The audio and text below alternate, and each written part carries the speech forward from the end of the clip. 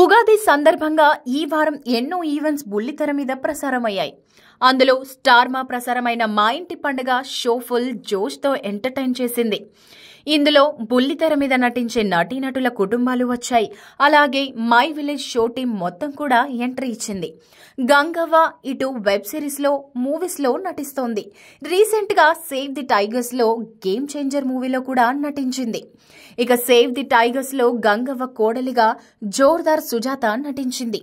ఈ షోకి ఆమె ఫ్యామిలీ కూడా వచ్చింది. అయితే తనకు సుజాత పెళ్లి కూడా గంగవ్వ ఊరు వెళ్లాకే జరిగిందని చెప్పాడు రాకేష్. ఇక శ్రీముఖి వెంటనే అందరికీ పెళ్లిళ్లు చేస్తున్నావు, మరి నాకు చెయ్యాలనిపించలేదా అని అడిగేసరికి 6 నెలల్లో పెళ్లి చేసేస్తా, వచ్చే ఉగాదికి నువ్వు బిడ్డనెత్తుకొని మళ్లీ షోకి వస్తావు అని ఆశీర్వదించింది గంగవ్వ.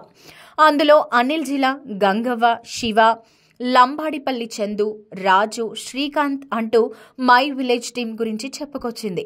ఇక గంగవ్వ తమకు ఎంతో సాయం చేసిందని, గంగవ్వ ఎక్కడ అడుగు పెడితే అక్కడ అదృష్టం వస్తుందని చెప్పాడు అనిల్. ఇక ఈ టీం మొత్తం కలిసి గంగవ్వను కుర్చీలో కూర్చోబెట్టి కాళ్లు కడిగారు. పూలమాల వేసి షాల్ కప్పి చేతిలో చీర కూడా పెట్టి సత్కరించారు. నాకు ఒక కొడుకు ఉన్నాడు, కానీ వాడి మీద నాకు అస్సలు ప్రేమ లేదు. కానీ వీళ్ళందరి మీద నాకు చాలా ప్రేమ ఉంది. వీళ్ళంతా నన్ను సొంత తల్లి లెక్క చూసుకుంటారు.